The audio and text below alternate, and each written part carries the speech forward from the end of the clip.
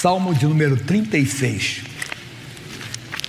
Salmo de número 36, bem no meio da Bíblia. Salmo 36, o versículo 9. Diz assim, Salmo 36, versículo 9. O salmista, que é o Davi, dizendo aqui para nós: porque em ti, no Senhor, está o manancial da vida. O que é manancial da vida? Mina de água, fonte, né? Então, porque em ti está o manancial da vida, na tua luz veremos a luz. Primeiro, entendendo que você não encontra a vida de Deus em outro lugar. Você só encontra a vida de Deus nele. Não há vida, entenda, de Deus em outro lugar. Você quer encontrar a vida de Deus, está aqui na palavra. Jesus falou em João 14,6. Vamos ver isso aqui? Você conhece bastante. João 14,6. Quem não conhece? Disse-lhe Jesus: eu sou o caminho e a verdade e a vida. Ninguém vem ao Pai senão por mim. Então está claro para nós. Mas no capítulo 1 de João, fala ainda mais da vida, que nós temos que estudar. Ele diz assim, olha o que diz para nós: no princípio era o verbo, e o verbo estava com Deus, e o verbo era Deus. Ele estava no princípio com Deus. Todas as coisas foram feitas por ele, e sem ele nada do que foi feito se fez. Nele estava a vida, e a vida era a luz dos homens. Então, bem claro para nós, você não vai encontrar a vida de Deus fora da palavra. É aqui que você recebe a vida de Deus, é aqui que você conhece a vida de Deus, e você começa, à medida que você assume a palavra de Deus, à medida que você assume o que Deus diz na sua palavra, a vida de Deus está em você. A vida de Deus começa a se manifestar. Por que a pessoa, alguém assim, por que você não bebe, por exemplo, né? Porque aí você, porque eu aceitei Jesus, porque eu sou evangélico, porque eu sou crente, não, porque a vida de Deus está em mim. Entende? Quando a vida de Deus está em você, aí você age diferente. Porque você não adultera, um exemplo, né? Uma mulher muito bonita mexeu com o Senhor, ou um homem, um galã, mexeu, piscou o olho para estar amarrado, Satanás. Por quê? Porque você é religioso, é religiosa. A pessoa, por exemplo, que ainda não está convertida, mas ela está na igreja, ela quer seguir certinha, mas a vida não está nela ainda. Aí ela diz assim: rapaz, eu não posso porque eu sou da igreja. Eu não posso porque eu sou de Jesus. A vida de Deus não está em você ainda. Mas aí vamos ver mais. Uma pessoa te machuca, a pessoa te ofende, a pessoa te afronta, entenda? E você não guarda nada, você ora por ela, intercede. Mas você tem sangue de barata? Não, tem a vida de Deus. Por isso que eu não estou agindo dessa maneira. Quer dizer, por isso que eu não reagi, ou porque eu não discuti, porque eu não entrei, porque é a vida de Deus. Quando a vida de Deus está em nós, é diferente. E digo, repito, a vida de Deus está em você à medida que você recebe a palavra, que você assume a palavra, a vida de Deus está em você. Aí ele falou aqui, o que falou também no Salmo 36:9, o que ele disse para nós? Nele estava a vida, e a vida era a luz dos homens. Voltando rápido, eu volto e volto para cá já, tá? Eu leio para você o 36:9, porque em ti está o manancial da vida, na tua luz veremos a luz. Aí você vai entender. João, de novo, 8:12. João 8:12. Esse é bem conhecido nosso. Jesus dizendo para nós. 8:12. Falou depois Jesus outra vez: eu sou a luz do mundo. Quem me segue não andará em trevas, mas terá a luz da vida. Então quem segue a Jesus, a palavra de Deus, tem a vida, e ali você vê a luz, ali que você encontra, e você não andará em trevas. Estamos andando porque não estamos seguindo a luz, não estamos seguindo, nos colocamos em algumas encrencas. Porque não estou dizendo que você não vai ter lutas, não estou dizendo que você não vai ter adversidade. Você pode ter muitas lutas com as trevas, vários, vamos dizer assim, enfrentamentos, várias batalhas, mas você não perde a paz. Você não entra em desespero.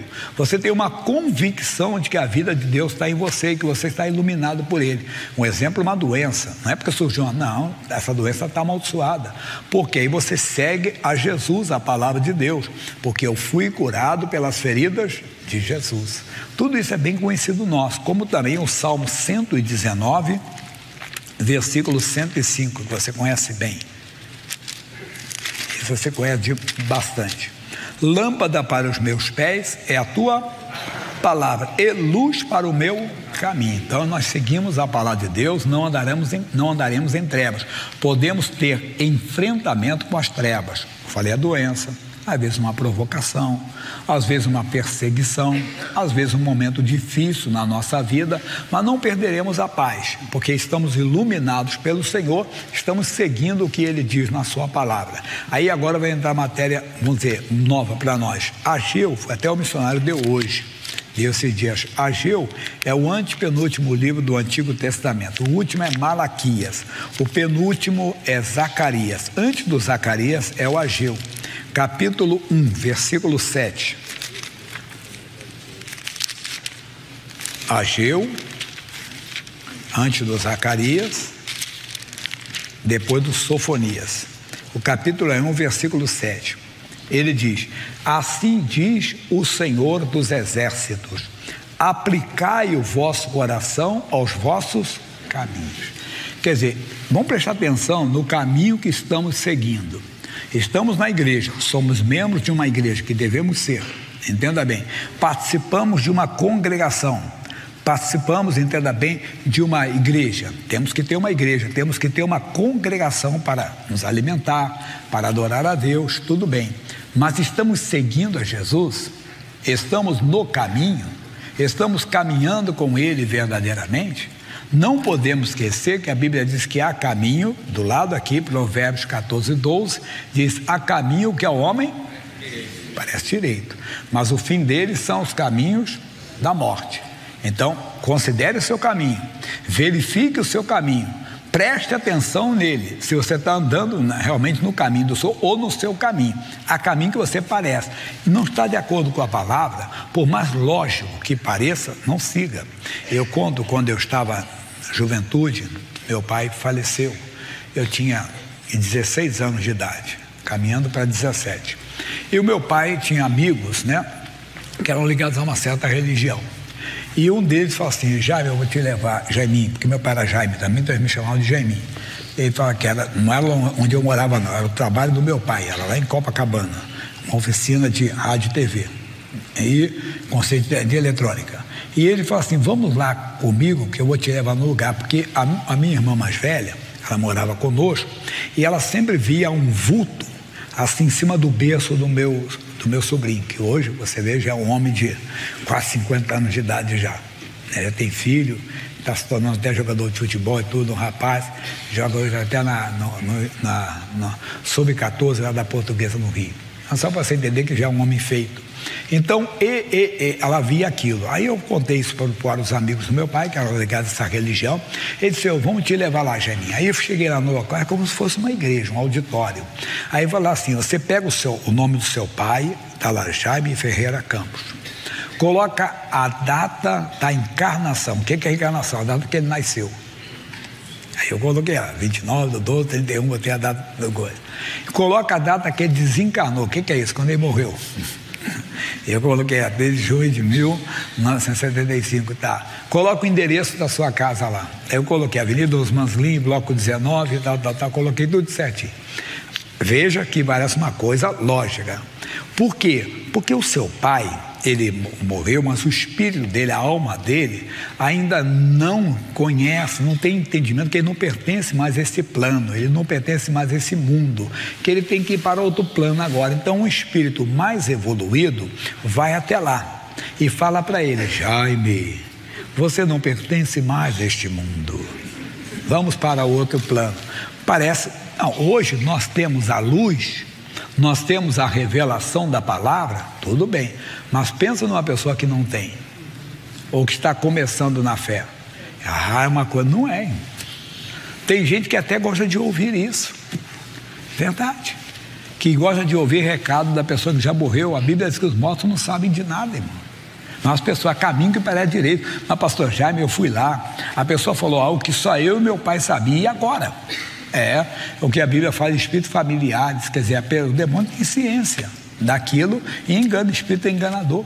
A Bíblia diz que se possível ele se manifestaria como anjo de luz para enganar até os escolhidos. Não está na palavra, não entre. Em que você viu o Salmo 36:9, é muito forte, pessoal, você tem que prestar bem atenção, nós temos que prestar atenção no que ele está dizendo no Salmo 36:9, na luz veremos a luz. Não vão ter, não é luz verdadeira, está aqui bem claro o Salmo 36:9 para nós hoje. Isso é até mensagem na internet hoje, no Grace. Porque em ti está o manancial da vida, nele está a fonte da vida. Ele diz, na tua luz veremos a luz.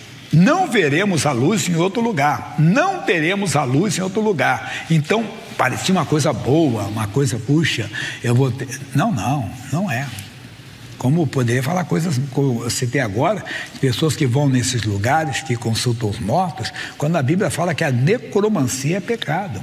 Foi um dos pecados cometidos, entenda bem, pelo Israel do passado, pelo Judá, com um rei chamado Manassés, que praticava a necromancia, que é a consulta aos mortos. Estou tomando que parece direito, mas tem mais coisas que poderíamos ver. Nós temos que olhar para a palavra, a caminho.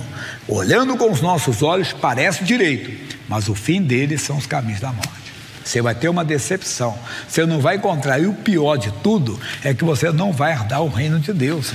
Se Jesus volta ao arrebatamento, você não vai nele. Se você fecha os olhos, você não vai para a eternidade. Por quê? Você não ficou no caminho. Tem que ficar no caminho. O caminho é o Senhor. Bem, para concluir essa parte, Isaías, capítulo 55. Eu citei o Salmo, o Provérbio, mas Isaías fala a mesma coisa, 55:8. Ainda tem muito para outro culto, caminho santo, né? Caminho limpo, caminho de paz. Aí você vai entendendo onde é o caminho verdadeiramente. Porque os meus pensamentos não são os vossos pensamentos, nem os vossos caminhos os meus caminhos, diz o Senhor. Porque assim como os céus são mais altos do que a terra, assim são os meus caminhos mais altos do que os vossos caminhos, e os meus pensamentos mais altos do que os vossos pensamentos. Por mais que não entre, o caminho certo é o Senhor. Olhe para a palavra de Deus, observe o caminho. O que o Ageu falou? Observe o caminho, preste atenção se eu estou andando realmente de acordo com a palavra, ou sou apenas um frequentador da igreja, sou membro de uma congregação, sou pregador, entenda, de uma congregação, mas sou um pregador profissional. Uma vez um homem falou isso, falou assim, mas você prega o que? Não, eu prego o que mandam para mim. Mas você não é crente? Não sou. Aí, meu Deus do céu. Então, que se botasse ele para fazer outra coisa, ele fazia. Quer dizer, ele tinha uma carisma, sabia se comunicar com o povo, mas eu não sou salvo porque sou pregador. Eu sou salvo se eu praticar a palavra como eu prego para vocês. Não adianta eu querer enganar. Eu não verei a luz, porque eu não ando na luz. Fechei os olhos aqui, está todo mundo, aqui está o corpo do Jaime de Amorim Campos, o servo de Deus, pregador do Evangelho, o corpo dele está aqui, o Espírito dele está no Senhor. Não estarei. É coisa séria, pessoal. Por quê? Era um adulto, era um mentiroso, era um ladrão, um exemplo, né? Um roubador, praticava desonestidade, ou tinha minhas práticas religiosas contrárias à palavra de Deus, e eu não pregava assim, mas vivia. Não posso fazer isso. Nós temos que andar na palavra, amar a palavra, respeitar a palavra, ter prazer na palavra, e nós vamos ver muito mais de Deus no nosso meio. Amém?